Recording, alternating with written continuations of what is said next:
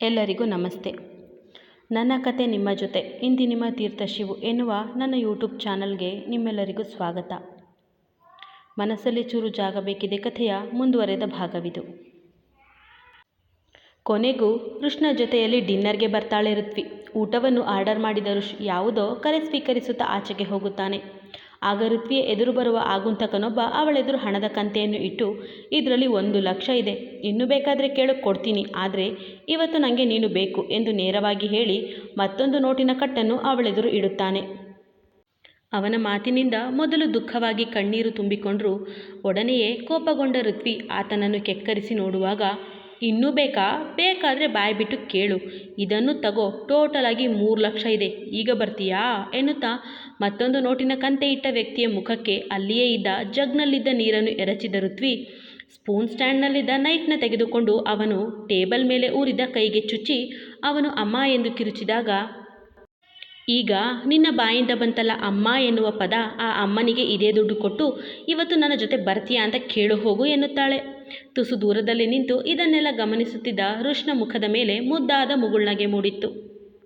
ಋತ್ವಿಯಿಂದ ಚುಚ್ಚಿಸಿಕೊಂಡ ವ್ಯಕ್ತಿ ಮುಖ ಕಿವುಚಿ ಹಣ ತೆಗೆದುಕೊಂಡು ಅಲ್ಲಿಂದ ಹೋಗಿ 5 ನಿಮಿಷದ ನಂತರ ಬರ್ತಾನೆ ಋಷ್. ಈಗಷ್ಟೇ ತನ್ನೊಂದಿಗೆ ನಡೆದ ಘಟನೆಯನ್ನು ನೆನೆದು ಒತ್ತರಿಸಿಕೊಂಡು ಬರುತ್ತಿದ್ದ ದುಃಖವನ್ನು ಹತ್ತಿಕ್ಕುವ ಪ್ರಯತ್ನ ಮಾಡುತ್ತಾ ಅವಳ ಕಣ್ಣು ಮುಖವೆಲ್ಲ ಕೆಂಪಾಗಿ ಹೋಗಿತ್ತು. ಏನಾಯ್ತು ಋತ್ವಿ, ಮುಖವೆಲ್ಲ ಒಂಥರ ಆಗಿದೆ ಎಂದ ಋಷ್ಗೆ. ಏನಿಲ್ಲ ಸರ್, ನಾನು ಸ್ವಲ್ಪ ಬಾತ್ರೂಮ್ಗೆ ಹೋಗಬೇಕಿತ್ತು ಎನ್ನುವ ಹುಡುಗಿಯ ಧ್ವನಿ ಗದ್ಗದಿತವಾಗಿತ್ತು.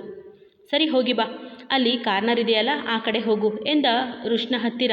ಹೇಳಲೋ ಬೇಡವೋ ಎಂದು ಯೋಚಿಸುತ್ತಾ ಸುಮ್ಮನೆ ಕುಳಿತ ಋತ್ವಿಗೆ, ಯಾಕೆ ಹುಡುಗಿ ಏನಾಯಿತು, ಸುಮ್ಮನೆ ಕುಳಿತು ಬಿಟ್ಟೆ ಎಂದಾಗ ತುಸು ಮುಜುಗರದಿಂದಲೇ, ಸರ್ ನೀವು ಜೊತೆಯಲ್ಲಿ ಬನ್ನಿ ಸರ್, ಒಬ್ಳಿಗೆ ಹೋಗೋಕೆ ಭಯವಾಗುತ್ತೆ ಎನ್ನುತ್ತಾಳೆ ಋತ್ವಿ. ಅವಳ ಮಾತು ಕೇಳಿ ತನ್ನ ಕಣ್ಣಿನ ಗಾತ್ರವನ್ನು ಹೆಚ್ಚಿಸುವ ಋಷ್, ಲೇ ಇವಳೇ, ನೀನೇನು ಹೇಳ್ತಾ ಇದೆಯಾ ಗೊತ್ತಾ, ನಾವಿಬ್ಬರು ಒಟ್ಟಿಗೆ ಬಾತ್ರೂಮ್ನಲ್ಲಿ ಇರುವುದಕ್ಕೆ ನಾವೇನು ಗಂಡ ಹೆಂಡ್ತಿನಾ? ಗಂಡ ಹೆಂಡ್ತಿ ಅಲ್ಲದೆ ಹೋದರೂ ಇದೇನು ನಮ್ಮ ಮನೇನಾ? ಯಾರಾದರೂ ನಾವಿಬ್ಬರು ಒಟ್ಟಿಗೆ ಬಾತ್ರೂಮ್ಗೆ ಹೋಗೋದು ಅಥವಾ ಒಟ್ಟಿಗೆ ಆಚೆ ಬರುವುದನ್ನು ನೋಡಿದರೆ ಏನು ಹೇಳ್ತಾರೆ ಅಂತ ಗೊತ್ತೇನೆ? ಇಬ್ಬರು ರೊಮ್ಯಾನ್ಸ್ ಮಾಡ್ತಾ ಇದ್ರೇನೋ ಅಂತಾರೆ ಕಣೆ ಎಂದಾಗ, ಛೆ ನಾನು ಹಾಗೆಲ್ಲ ಹೇಳಿಲ್ಲ ಸರ್, ನನ್ನೊಂದಿಗೆ ಅಲ್ಲಿಯವರೆಗೂ ಬನ್ನಿ ಅಂತಷ್ಟೇ, ನಾನು ಒಳಗೆ ಹೋಗಿ ಬರ್ತೀನಿ, ಅಲ್ಲಿವರೆಗೂ ನೀವು ಅಲ್ಲೇ ನಿಲ್ಲಿ ಪ್ಲೀಸ್ ಸರ್, ಇದು ನನ್ನ ರಿಕ್ವೆಸ್ಟ್ ಎಂದುಕೊಳ್ಳಿ ಎಂದು ಮೆತ್ತಗಿನ ಧ್ವನಿಯಲ್ಲಿ ಹೇಳಿದ ಋತ್ವಿಯ ಮಾತಿಗೆ ಇಲ್ಲವೆನ್ನಲಾಗದೆ, ಸರಿ ನಡಿ, ಇನ್ನು ಅದೇನೇನು ಮಾಡಬೇಕೋ ಏನೋ ಎಂದು ಅವಳೊಂದಿಗೆ ಹೋಗುತ್ತಾನೆ ಋಷ್. ಬಾತ್ರೂಮ್ ಹೊಕ್ಕು ಮನಸ್ಸೋ ಇಚ್ಛೆ ಅತ್ತು ಹಗುರಾದ ಋತ್ವಿ ಮುಖ ತೊಳೆದುಕೊಂಡು ಆಚೆಗೆ ಹೋಗಿ, ಥ್ಯಾಂಕ್ಸ್ ಸರ್ ಎಂದು ತನ್ನ ಕರ್ಚಿಫ್ ತೆಗೆದುಕೊಂಡು ಮುಖವನ್ನು ಒರೆಸಿದರೂ ಅವಳ ಕಣ್ಣುಗಳು ಅವಳು ಈಗಷ್ಟೇ ತನ್ನ ದುಃಖವನ್ನು ಹೊರಹಾಕಿ ಬಂದಿದ್ದಾಳೆ ಎನ್ನುವುದನ್ನು ತಿಳಿಸಿಕೊಟ್ಟಿತ್ತು.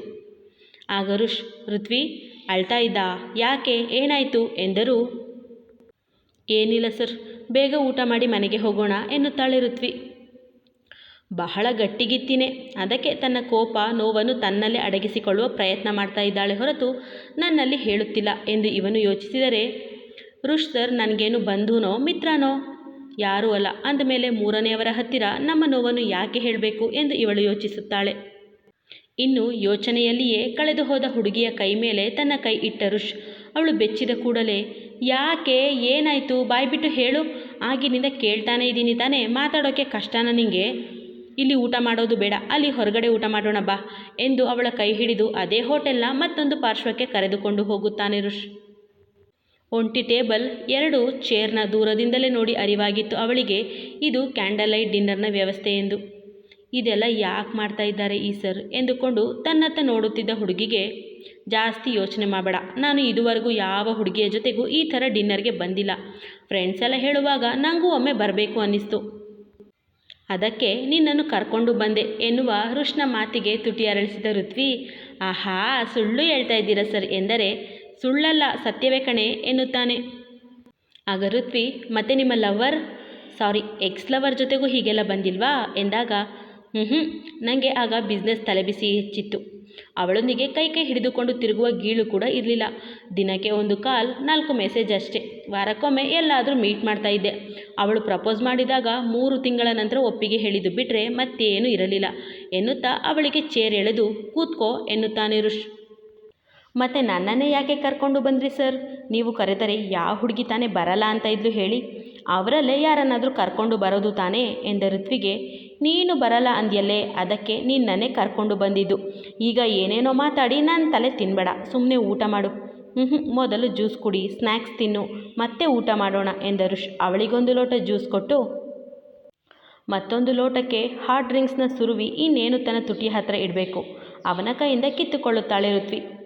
ಲೇ, ನೀನು ಕುಡಿಯಲ್ಲ ಅಂತ ಹೇಳಿದೆ ಅಲ್ವಾ ಎಂದು ಆಶ್ಚರ್ಯದಲ್ಲಿ ಕೇಳಿದ ರುಷ್ಗೆ. ನಾನು ಕುಡಿಯಲ್ಲ, ನೀವು ಕುಡಿಬೇಡಿ ಸರ್. ಇಲ್ಲಿ ಜ್ಯೂಸ್ ಇದೆ ತಾನೇ, ಅದನ್ನೇ ಕುಡಿದ್ರೆ ಸಾಕು. ಅಥವಾ ಇದನ್ನೇ ಕುಡಿತೀನಿ ಅನ್ನೋದಾದರೆ ನೀವು ಕುಡೀರಿ, ನಾನು ನೋಡ್ತಾ ಕೂತ್ಕೋತೀನಿ ಹೊರತು ಊಟ ಕೂಡ ಮಾಡಲ್ಲ ಎನ್ನುತ್ತಾಳೆ ಋತ್ವಿ. ಆಗ ರುಷ್, ಇತ್ತೀಚೆಗೆ ಡೈಲಿ ಆಲ್ಕೋಹಾಲ್ ದೇಹಕ್ಕೆ ಸೇರಿ ಅಭ್ಯಾಸವಾಗಿ ಹೋಗಿದೆ ಕಣೆಯವಳೆ, ಅದಿಲ್ಲ ಅಂದರೆ ಏನೋ ಒಂಥರ ಹಿಂಸೆ ಆಗುತ್ತೆ ಎನ್ನಲು, ಇತ್ತೀಚೆಗೆ ತಾನೇ, ಇದಕ್ಕೂ ಮೊದಲು ಇರಲಿಲ್ಲ ಅಲ್ವಾ ಸರ್ ಅಂದ ಮೇಲೆ ಮಧ್ಯದಲ್ಲಿ ಕಲಿತ ಚಟವನ್ನು ಮಧ್ಯದಲ್ಲೇ ಬಿಟ್ಟು ಬಿಡಿ ಎನ್ನುತ್ತಲೇ ಹಾರ್ಡ್ ಡ್ರಿಂಕ್ಸ್ನ ಚೆಲ್ಲುತ್ತಾಳೆ ಋತ್ವಿ. ಈಗ ನಾನು ಕುಡಿಬಾರ್ದು ಅಂದರೆ ಒಂದು ಕಂಡೀಷನ್, ಏನಂದರೆ ನೀನು ನನ್ನ ಜೊತೆ ಡ್ಯಾನ್ಸ್ ಮಾಡಬೇಕು, ನನಗೆ ಡ್ಯಾನ್ಸ್ ಹೇಳಿಕೊಡ್ಬೇಕು ಎಂದು ಹುಬ್ಬು ಹಾರಿಸಿದ ಹುಡುಗನ ಮಾತಿಗೆ ಹುಬ್ಬುಗಂಟು ಮಾಡಿದ ಋತ್ವಿ. ಚಂದ ಇದೆ ಸರ್ ನಿಮ್ಮ ಕಂಡೀಷನ್. ನೀವು ಹೆಂಡ ಕುಡಿಯೋದೇ ಇರಲು ನಾನು ಡ್ಯಾನ್ಸ್ ಮಾಡಬೇಕಾ? ಅದೆಲ್ಲ ಆಗಲ್ಲ, ನೀವು ಹೆಂಡ ಕುಡೀರಿ ಎಂದಾಗ ಆಯಿತು ಬಿಡು ಎನ್ನುತ್ತಾ ಮತ್ತೆ ಬಾಟಲಿ ಮುಟ್ಟುತ್ತಾನೆ ರುಷ್. ಹೇ, ಏನು ಸರ್ ನೀವು, ಬಾಟಲ್ನಲ್ಲಿ ಮಡಗಿ ನೀವು. ಸರಿ, ಡ್ಯಾನ್ಸ್ ಮಾಡೋಣ, ಈಗ ಜ್ಯೂಸ್ ಕುಡಿದು ತಿಂಡಿ ತಿನ್ನಿ ಎಂದು ಅವನನ್ನು ತಡೆದ ಋತ್ವಿ ಮನದಲ್ಲೇ, ಪಾಪ 2-3 ಸಲ ನನ್ನನ್ನು ಕಷ್ಟದಿಂದ ಪಾರು ಮಾಡಿರುವ ವ್ಯಕ್ತಿಯ ಜೊತೆ ಡ್ಯಾನ್ಸ್ ಮಾಡಿದರೆ ಏನಾಗಿ ಬಿಡುತ್ತೆ ಎಂದುಕೊಳ್ಳುತ್ತಾಳೆ. ಜ್ಯೂಸ್ ಆಯಿತು, ಸ್ನ್ಯಾಕ್ಸೂ ಆಯಿತು, ಕೊನೆಗೆ ತನ್ನ ಫೋನ್ನಲ್ಲೇ ಇಂಗ್ಲೀಷ್ ಹಾಡು ಹಾಕಿದ ರುಷ್. ಬಾ, ನನಗೆ ಡ್ಯಾನ್ಸ್ ಹೇಳಿಕೊಡು ಎಂದಾಗ ಋತ್ವಿ, ಸರ್ ನಾನೇನು ಪ್ರೊಫೆಷ್ನಲ್ ಡ್ಯಾನ್ಸರ್ ಅಲ್ಲ ಸರ್, TV ನೋಡಿಕೊಂಡು ಫೋನ್ ನೋಡಿಕೊಂಡು ಡ್ಯಾನ್ಸ್ ಮಾಡ್ತೀನಿ ಅಷ್ಟೇ, ಯಾವುದಾದ್ರೂ ಕನ್ನಡ ಹಾಡು ಹಾಕಿ ಸರ್ ಎನ್ನಲು, ಹಳೆಯ ಹಾಡುಗಳ ಅಥವಾ ಹೊಸದ ಎಂದವನಿಗೆ ನಿಮ್ಮಿಷ್ಟ ಎನ್ನುತ್ತಾಳೆ ಋತ್ವಿ. ಕಿಸ್ ಸಿನಿಮಾದ ನೀನೇ ಮೊದಲು ನೀನೇ ಕೊನೆ, ಬೇರೆ ಯಾರೂ ಬೇಡ ನನಗೆ ಹಾಡನ್ನು ಪ್ಲೇ ಮಾಡುತ್ತಾನೆ. ಚಂದ ಇದೆ ಹಾಡು, ಕೈ ಕೊಡಿ ಸರ್ ಎಂದು ರುಷ್ನ 2 ಕೈ ಹಿಡಿದು, ನಾನು ಮುಂದೆ ಹೆಜ್ಜೆ ಇಟ್ಟಾಗ ನೀವು ಹಿಂದೆ ಇಡಿ, ನಾನು ಹಿಂದೆ ಇಟ್ಟಾಗ ನೀವು ಮುಂದೆ ಇಡಿ ಎಂದು ಹೇಳಿಕೊಟ್ಟ ಋತ್ವಿಯ ಮಾತಿಗೆ ವಿಧೇಯ ವಿದ್ಯಾರ್ಥಿಯ ಹಾಗೆ ಹೆಜ್ಜೆ ಹಾಕುತ್ತಾನೆ. ಮಧ್ಯೆ ಮಧ್ಯೆ ಹೀಗೆ ಸರ್ ಹಾಗೆ ಸರ್ ಎನ್ನುತ್ತಾ ಇಬ್ಬರು ಸೇರಿ ಒಂದು ಹಾಡನ್ನು ಮುಗಿಸಿದ ನಂತರ ಎಂದೆಂದಿಗೂ ಸಿನಿಮಾದ ನಿನ್ನಲ್ಲೇ ನಾನು ಇರುವಾಗ ಹಾಡನ್ನು ಪ್ಲೇ ಮಾಡ್ತಾನೆ. ಅದಕ್ಕೂ ಅವನ ಕೈ ಹಿಡಿದುಕೊಂಡು ಸುತ್ತಲೂ ತಿರುಗುತ್ತಾ ಅವನನ್ನು ಸುಮ್ಮನೆ ನಿಲ್ಲಿಸಿ ಇವಳೇ ಅವನ ಕೈ ಹಿಡಿದು ಅವನಿಗೆ ಸುತ್ತಿಕೊಂಡು ಹೇಗೋ ಆ ಹಾಡನ್ನು ಕೂಡ ಮುಗಿಸಿದ ನಂತರ, ಸರ್ ಸಾಕಲ್ವಾ ಎಂದರೆ, ಇನ್ನೊಂದು ಕಣೆ, ಲಾಸ್ಟ್ ಇನ್ನೊಂದು ಹಾಡಷ್ಟೇ ಎನ್ನುತ್ತಾ ಮಾಸ್ ಲೀಡರ್ ಸಿನಿಮಾದ ಗೆಳೆಯ ಎನ್ನಲೆ ಇನಿಯ ಎನ್ನಲೆ ಏನೇ ಅನ್ನಲು ಅದಕ್ಕೂ ಮಿಗಿಲು ಹಾಡನ್ನು ಹಾಕುತ್ತಾನೆ.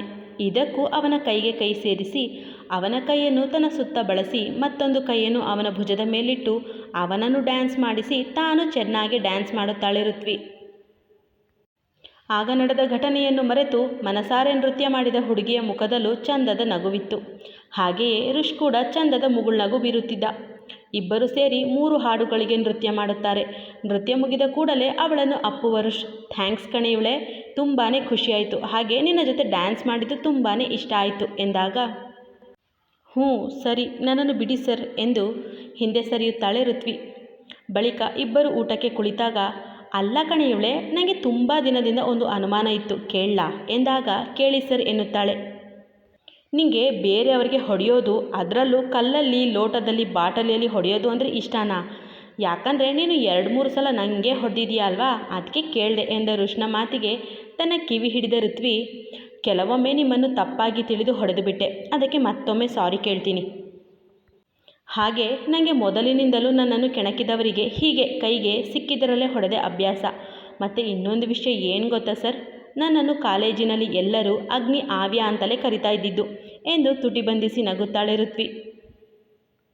ಆಗ ರುಷ್, ಹಾಂ ನಿಜಾನಾ, ಅಷ್ಟೊಂದು ಹವಾ ಇಟ್ಟಿದ್ಯಾ ನೀನು, ನನಗೆ ನಂಬಿಕೆ ಬರ್ತಾ ಇಲ್ಲ ಕಣೆ ಇವಳೆ ಎಂದಾಗ ಋತ್ವಿ, ಅಜ್ಜಿ ಹೇಳಿಕೊಟ್ಟಿದ್ದು ಸರ್, ನಿಂಗೆ ಹೇಳೋರು ಕೇಳೋರು ಯಾರೂ ಇಲ್ಲ ಅಂತ, ಯಾರಾದರೂ ನಿನ್ನ ಹತ್ರ ತಪ್ಪಾಗಿ ನಡೆದುಕೊಳ್ಳೋಕ್ಕೆ ಬಂದರೆ ಕೈಯಲ್ಲಿ ಸಿಕ್ಕಿದ್ರಲ್ಲಿ ಬಾರಿಸು ಅಂತ. ನಾನು ಕೂಡ ಸ್ಕೂಲ್ ಡೇಸ್ನಿಂದಲೇ ಹೀಗೆ ಮಾಡ್ತಾಯಿದ್ದೆ. ಹೇಳೋರು ಕೇಳೋರು ಯಾರೂ ಇಲ್ಲ ಅಂದರೆ ಮನೆಯ ಜನಗಳು ಒಂಥರ ಹಿಂಸೆ ಕೊಟ್ಟರೆ ಹೊರಗಿನ ಜನ ಮತ್ತೊಂದು ರೀತಿಯ ಹಿಂಸೆ ಕೊಡೋಕ್ಕೆ ನೋಡ್ತಾರೆ ಸರ್. ಆಗೆಲ್ಲ ನಾನು ಹೀಗೆ ಮಾಡ್ತಾಯಿದ್ದೆ, ಅದೆಷ್ಟು ಜನರ ಬುರುಡೆ ಒಡೆದು ಹಾಕಿದ್ದೀನಿ ಗೊತ್ತಾ ಎಂದು ಜೋರಾಗಿ ನಕ್ಕ ಹುಡುಗಿಯ ನಗುಗೆ ತಾನೂ ನಗು ಸೇರಿಸಿ, ಗುಡ್, ಹುಡುಗಿಯರು ಅಂದರೆ ಹೀಗೆ ಇರಬೇಕು ಎನ್ನುತ್ತಾನೆ ಋಷ್. ಕೊನೆಗೂ ಇಬ್ಬರು ಡಿನ್ನರ್ ಮುಗಿಸಿ ಮನೆಗೆ ಬರ್ತಾರೆ. ಓಹ್, ಇಬ್ಬರು ಒಟ್ಟಿಗೆ ಬಂದ್ರಾ ಎಂದು ಆಶ್ಚರ್ಯ ತೋರುವ ತನ್ನ ತಾಯಿಗೆ, ನಾನು ನನ್ನ ಕಾರಿನಲ್ಲಿ ಬರ್ತಾ ಇದ್ದೆ, ಇವಳು ಕೂಡ ದಾರಿಯಲ್ಲಿ ಇವಳ ಫ್ರೆಂಡ್ ಜೊತೆ ಸ್ಕೂಟಿಯಲ್ಲಿ ಬರ್ತಾ ಇದ್ಲು, ಅದಕ್ಕೆ ನಾನೇ ಕರ್ಕೊಂಡು ಬಂದೆ ಮಮ್ಮಿ. ಎಲ್ಲರದ್ದು ಊಟ ಆಯಿತಾ? ನಮ್ಮಿಬ್ಬರದು ಊಟ ಆಯಿತು, ನೀವು ಊಟ ಮಾಡಿಬಿಟ್ಟು ಹೋಗಿ ಮಲಗಿ ಎಂದರು ಸುತ್ತಲೂ ಹುಡುಕಿ. ನಾನು ಕುಡಿದು ಬಂದರೂ ಕುಡಿಯದೆ ಬಂದರೂ ನನ್ನ ಸಿಗ್ನೇಚರ್ನ ಬಿಡುವ ಮಾತೇ ಇಲ್ಲ ಎನ್ನುತ್ತಾ ತನ್ನ ಬಟ್ಟೆ ಮತ್ತು ಶೂನ ಎಸೆದು ಟೇಬಲ್ ಮೇಲಿದ್ದ ಸ್ಟೀಲ್ ತಟ್ಟೆಯನ್ನು ನೆಲಕ್ಕಪ್ಪಳಿಸಿ ಗುಡ್ ನೈಟ್ ಆಲ್ ಎಂದು ಹೋಗುವಾಗ, ಇವನು ಈ ರೀತಿ ಎಷ್ಟಾದರೂ ಆಡಲಿ, ಆದರೆ ಇವತ್ತಿನ ಹಾಗೆ ಕುಡಿಯದೆ ಬಂದರೆ ಸಾಕು ಎನ್ನುತ್ತಾರೆ ಋಷ್ನ ಮನೆಯವರು. ಮಾರನೆಯ ದಿನ ಬೆಳಗ್ಗೆ ಯಾವುದೇ ತಕರಾರಿಲ್ಲದೆ ತಿಂಡಿ ಮುಗಿಸಿ ಆಫೀಸಿಗೆ ಹೊರಡುವ ಋಷ್, ಮಮ್ಮಿ ನಾನಿವತ್ತು ಮನೆಗೆ ಬರಲ್ಲ, ಫರ್ಹಾನ್ ಅಮ್ಮನಿಗೆ ಹುಷಾರಿಲ್ಲ, ಅವರ ಜೊತೆ ಇರ್ತೀನಿ, ನಾಳೆ ಬೆಳಗ್ಗೆ ಬರ್ತೀನಿ ಎನ್ನುತ್ತಾನೆ. ಋತ್ವಿಯನ್ನು ಕರೆದುಕೊಂಡು ಹೋಗುವಾಗ ಕೂಡ ಅದನ್ನೇ ಹೇಳಿ, ಆಂಟಿ ಬೆಳಗ್ಗೆಯೇ ಕಾಲ್ ಮಾಡಿದ್ರು, ಅವರಿಗೆ ಜ್ವರ ಬಂದಿದೆ ಅಂತ, ಸೊ ಡಾಕ್ಟರ್ ಹತ್ರ ಕರ್ಕೊಂಡು ಹೋಗಿ ಇವತ್ತು ಅಲ್ಲಿಯೇ ಇದ್ದು ನಾಳೆ ಬರ್ತೀನಿ, ಸೋಮವಾರದಿಂದ ಜವಳಿ ಆಫೀಸ್ಗೆ ಬರ್ತೀನಿ, ನೀನು ಸಂಜೆ ಬೇಗ ಮನೆಗೆ ಹೋಗು ಎಂದಾಗ ಸರಿ ಸರ್ ಎನ್ನುತ್ತಾಳೆ ಋತ್ವಿ. ಅಂದಿನ ದಿನ ಕೂಡ ಚೆನ್ನಾಗೇ ಕಳೆದಿತ್ತು. ಸಂಜೆ ಮನೆಗೆ ಬಂದ ಋತ್ವಿ ಅವನ ಮನೆಯವರ ಜೊತೆ ಹೆಚ್ಚು ಹೆಚ್ಚು ಕಾಲ ಕಳೆದು ಅವರೊಂದಿಗೆ ಬೆರೆಯುತ್ತಾಳೆ. ಮೊದಲೇ ಅವರೆಲ್ಲರಿಗೂ ಇವಳು ಇಷ್ಟ, ಈಗಂತೂ ಆ ಹುಡುಗಿ ಇನ್ನಷ್ಟು ಇಷ್ಟವಾಗುತ್ತಾಳೆ. ಮಾರನೆಯ ದಿನ ದಾಮಿನಿಯವರಿಗೆ ಸಾಯಿಬಾಬಾ ದೇವಸ್ಥಾನಕ್ಕೆ ಹೋಗಿ ಬರ್ತೀನಿ ಆಂಟಿ ಎಂದ ಋತ್ವಿ ನೀಲೇಶ್ರನ್ನು ಭೇಟಿ ಮಾಡಲು ಹೋಗುತ್ತಾಳೆ. ಋತ್ವಿಯನ್ನು ಕಂಡು ತುಟಿ ಬಿರಿದ ನೀಲೇಶ್, ನಿಮಗೆ ನನ್ನ ಕಂಪನಿಯಲ್ಲಿ ಕೆಲಸದ ಆಫರ್ ಕೊಡುವ ಸಲುವಾಗಿ ಮಾತನಾಡೋಣ ಎಂದು ಇಲ್ಲಿಗೆ ಕರೆದೆ. ಅವತ್ತು ಮಿಸ್ಟರ್ ಚಟರ್ಜಿಯವರ ಜೊತೆಗೆ ನಿಮ್ಮನ್ನು ನೋಡಿ, ಅಂದರೆ ನಿಮ್ಮ ಕೆಲಸದ ರೀತಿ ನೋಡಿ ಬಹಳ ಇಷ್ಟವಾಯಿತು, ಅದಕ್ಕೆ ನಿಮ್ಮನ್ನು ನನ್ನ ಕಂಪನಿಗೆ ನನ್ನ PA ಆಗಿ ಆಹ್ವಾನ ಕೊಡ್ತಾ ಇದ್ದೀನಿ, ಒಳ್ಳೆಯ ಸಂಬಳ ಕೊಡ್ತೀನಿ, ನನ್ನೊಂದಿಗೆ ಕೆಲಸ ಮಾಡಲು ಬರ್ತೀರಾ ಋತ್ವಿ ಅವರೇ ಎಂದಾಗ, ಕ್ಷಮಿಸಿ ಸರ್, ಸದ್ಯಕ್ಕೆ ನಿಮ್ಮಲ್ಲಿ ಕೆಲಸಕ್ಕೆ ಬರಲು ಆಗಲ್ಲ, ಯಾಕಂದರೆ ಅದೇ ಆಫೀಸಿನಲ್ಲಿ ಇನ್ನೂ 10 ತಿಂಗಳ ಅಗ್ರಿಮೆಂಟ್ ಇದೆ ನನ್ನದು, ಅದು ಮುಗಿಯದ ಹೊರತು ಬರಲು ಸಾಧ್ಯವಿಲ್ಲ, ಅದು ಮುಗಿದ ನಂತರ ಬೇಕಾದರೆ ಬರಬಹುದು ಎನ್ನುವ ಋತ್ವಿಯ ಮಾತಿಗೆ ತಲೆದೂಗಿದ ನೀಲೇಶ್ ಮತ್ತು ಕೆಲ ಹೊತ್ತು ಅವಳೊಂದಿಗೆ ಆಫೀಸಿನ ವಿಷಯ, ಕೆಲಸದ ಬಗ್ಗೆ, ಅವಳ ಮನೆಯಲ್ಲಿ ಯಾರ್ಯಾರಿರೋದು ಎಂದೆಲ್ಲ ಮಾತನಾಡಿ ದೇವರ ದರ್ಶನ ಮಾಡಿ ತಾವೇ ಅವಳನ್ನು ಡ್ರಾಪ್ ಮಾಡ್ತೀನಿ ಎಂದಾಗ, ಪರವಾಗಿಲ್ಲ ಸರ್, ನಾನೇ ಹೋಗ್ತೀನಿ ಎಂದರೂ ಒಪ್ಪದೆ, ನಾನು ಹೇಳಿದ್ದಕ್ಕೆ ನೀವು ಬಂದಿದ್ದು ಅಂದಮೇಲೆ ನಿಮ್ಮನ್ನು ಕರ್ಕೊಂಡು ಹೋಗಿ ಬಿಡೋದು ಕೂಡ ನನ್ನದೇ ಜವಾಬ್ದಾರಿ, ಇಲ್ಲ ಅನ್ಬೇಡಿ, ಹಾಗೆ ನಿಮಗೆ ಯಾವಾಗಲಾದರೂ ಏನಾದರೂ ಸಹಾಯ ಬೇಕಾದರೆ ಯಾವುದೇ ಹಿಂಜರಿಕೆ ಇಲ್ಲದೆ ನನ್ನನ್ನು ಕೇಳಿ, ಇದು ನನ್ನ ವಿಸಿಟಿಂಗ್ ಕಾರ್ಡ್, ಇದನ್ನು ಇಟ್ಕೊಳ್ಳಿ ಎನ್ನುವ ನೀಲೇಶ್ರ ಸೌಜನ್ಯಯುತ ಮಾತಿಗೆ ಮಣಿದ ಋತ್ವಿ ಅವರೊಂದಿಗೆ ಹೋಗುತ್ತಾಳೆ. ದೇವಸ್ಥಾನಕ್ಕೆ ಬರುವ ಸಲುವಾಗಿ ಖಾಲಿ ಹೊಟ್ಟೆಯಲ್ಲಿ ಬಂದಿದೆ ಎನ್ನುವ ಕಾರಣ ಕೊಟ್ಟು ಅವಳು ಬೇಡವೆಂದರೂ ಬಲವಂತವಾಗಿ ದೊಡ್ಡ ಹೋಟೆಲ್ನಲ್ಲಿ ತಿಂಡಿ ಕೊಡಿಸಿದ ನೀಲೇಶ್ ಅವಳನ್ನು ಮನೆಯವರೆಗೂ ಬಿಡಲು ಬಂದಾಗ, ಇಲ್ಲೇ ನಿಲ್ಲಿಸಿ ಸರ್, ಪಕ್ಕದ ರಸ್ತೆಯಲ್ಲಿ ನಮ್ಮ ಸಂಬಂಧಿಕರ ಮನೆಯಲ್ಲಿರೋದು, ನಾನು ನಮ್ಮಕ್ಕ ಮಾತ್ರ ಹಾಸ್ಪಿಟಲ್ನ ಕ್ವಾರ್ಟರ್ಸ್ನಲ್ಲಿ ಇದ್ದಿದ್ದು, ಅವಳು ಕ್ಯಾಂಪ್ಗೆ ಹೋಗಿರುವುದರಿಂದ ನಾನು ನಮ್ಮ ಸಂಬಂಧಿಕರ ಮನೆಯಲ್ಲಿದ್ದೀನಿ ಎಂದು ಋಷ್ನ ಮನೆಯಿಂದ ತುಸು ಹಿಂದೆಯೇ ಹೇಳಿದ ಋತ್ವಿ ಅವರಿಗೆ ಬಾಯಿ ಹೇಳಿ ಋಷ್ನ ಮನೆಯವರೆಗೂ ನಡೆದು ಬರುತ್ತಾಳೆ. ಅವಳು ಬರುವಾಗ ಹಾಲ್ನಲ್ಲೇ ವಿರಾಜಮಾನನಾಗಿದ್ದ ಋಷ್ನ ಕಣ್ಣು ಕೋಪದಿಂದ ನಿಗಿನಿಗಿ ಎನ್ನುತ್ತಿತ್ತು. ಅವನನ್ನು ನೋಡಿ ಸಣ್ಣ ಭಯವಾದರೂ ಅದನ್ನು ತೋರಿಸಿಕೊಳ್ಳದೆ ತನಗೆ ಕೊಟ್ಟಿದ್ದ ರೂಮ್ನತ್ತ ಹೋಗುವಾಗ, ನಿಲೆ ಅಲ್ಲಿ, ಎಲ್ಲಿಗೆ ಹೋಗಿದೆ ಎಂದು ಕೇಳುತ್ತಾ ಅವಳ ಬಳಿಗೆ ಹೋಗುತ್ತಾನೆ ಋತ್ವಿ. ಸಾಯಿಬಾಬಾ ಟೆಂಪಲ್ಗೆ ಹೋಗಿದ್ದೆ ಸರ್ ಎಂದರೆ, ದೇವಸ್ಥಾನಕ್ಕೆ ಹೋಗಿದ್ದೆ ಅಂತ ಸುಳ್ಳು ಹೇಳ್ತಾ ಇದೆಯಾ ಎಂದು ರಪ್ಪನೆ ಬಾರಿಸುತ್ತಾನೆ ಋಷ್. ದಾಮಿನಿ, ವಾಮನ್, ದ್ವಾರಕನಾಥ್, ಸುನೇತ್ರ ಎಲ್ಲರೂ ಒಟ್ಟಾಗಿ ಋಷ್ ಏನು ಮಾಡ್ತಾ ಇದೀಯಾ ಎಂದರೆ ಅವರತ್ತ ಅಂಗೈ ಹಿಡಿದು, ನೀವೆಲ್ಲ ಸುಮ್ಮನೆ ಇದ್ದರೆ ಒಳ್ಳೆಯದು, ನಾನು ಅವಳ ಜೊತೆ ಮಾತಾಡ್ತಾ ಇರೋದು ಎನ್ನುತ್ತಾ ನೆಲಕ್ಕೆ ಬಿದ್ದ ಹೆಣ್ಣಿನ ತೋಳನ್ನು ಒರಟಾಗಿ ಮೇಲೆತ್ತಲು ಅವನಿಗೆ ಕಂಡಿದ್ದು ಮೃದು ಹುಡುಗಿಯ ಕೋಮಲ ಕೆನ್ನೆಗಳ ಮೇಲೆ ಇವನ ಬೆರಳಚ್ಚು, ಜೊತೆಗೆ ಗುಲಾಬಿ ಹೂವಿನ ಪಕಳೆಯ ಹಾಗಿದ್ದ ತುಟಿ ಒಡೆದು ಜಿನುಗಿದ ರಕ್ತ. ಕತೆ ಮುಂದುವರಿಯುವುದು. ಎಂದಿನಂತೆ ನಿಮ್ಮ ಪ್ರೋತ್ಸಾಹದ ನಿರೀಕ್ಷೆಯಲ್ಲಿ. ಕತೆ ಕೇಳಿದ್ದಕ್ಕೆ ಧನ್ಯವಾದಗಳು.